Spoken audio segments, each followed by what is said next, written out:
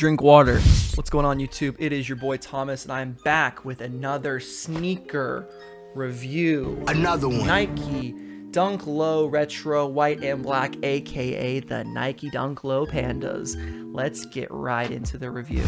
Now, if you guys aren't aware, this shoe has released about infinity times. Really, I think this is like the 7th release, 7th or 8th. I have no idea.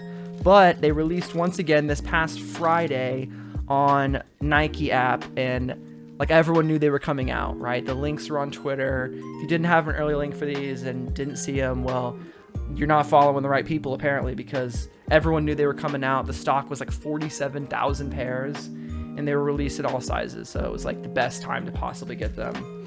And here they are. I mean, look at that. It's a clean, simple Nike Dunk. I understand why they're so coveted to a certain extent.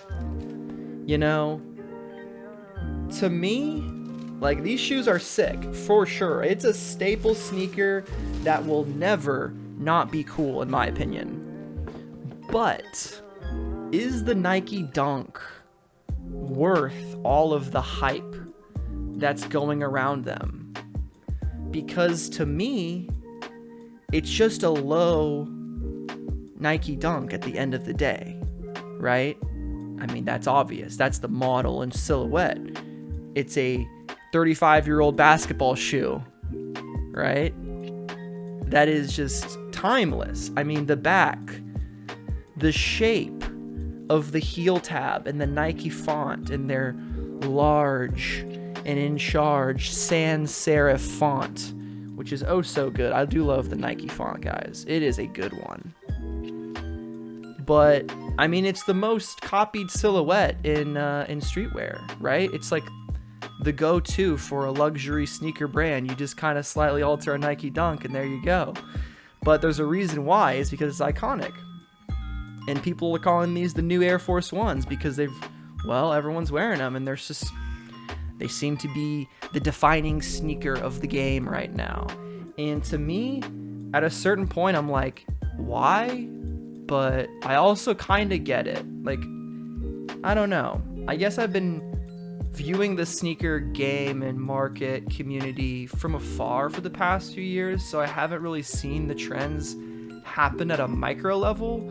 But now getting back into it, like, every shoe seems to be a Nike Dunk that's coming out. It's like this shoe is like the it sneaker, right? And these are selling for more than double retail, which is like kind of crazy. Because to me, like, this is a Nike Dunk. I've said that so many times, but it's a simple statement of fact that, you know, this shoe should only be $100. You should not pay more than $100 for this shoe, in my opinion. And also, this shoe is like easily attainable. It's released so many times, and there's no reason to pay a ton of money for them for personal wear, you know.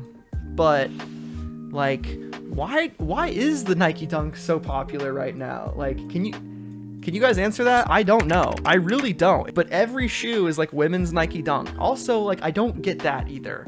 I think it's great that we're seeing all these women's releases, because in the past it seemed to be like very rare that shoes would even release in women's sizes. You know, some models would have, of course, but I know for a long time, like, getting a pair of Yeezy 2s in women's sizes, like, I think is the smallest size that they are made, Yeezy 2s, like a men's 6.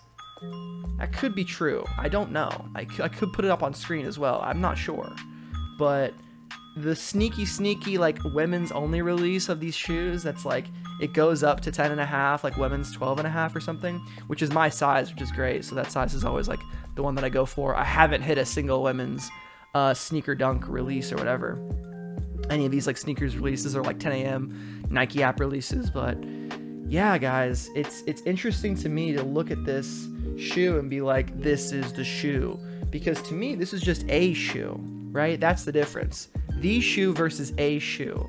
A shoe is something you can go into your local Foot Locker or Champs or whatever the fuck and just pick it up off the wall and say, yeah, this is a shoe, it's cool. I'm gonna wear this, I'm gonna buy this, I'm gonna cop this. And that's how Dunks were for a long time, I feel like. I mean, sure, they always had the hyped colorways. They had the Tiffany Dunks, the Paris Dunks, all the SBs, really, which I'm surprised those aren't like getting much attention at all.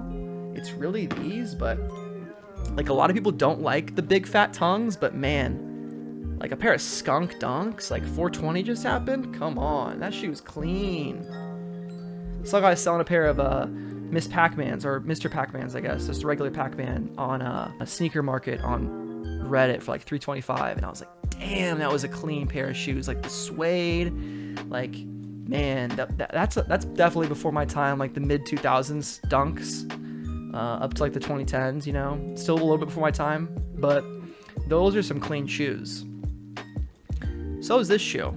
I'm not hating it at all. I'm just wondering what makes this shoe so big. Is it like the simplicity? Like it's really just kind of like an extension of why people like the Air Force One, the all whites, or like the tan ones, or the black ones if you're evil. So I got working out in some black Air Force Ones at the gym, and I gave him a wide berth because I don't want to mess with that energy, guys. That black Air Force energy is something fierce, you know. Freaking put up 2 plates like an animal, you know.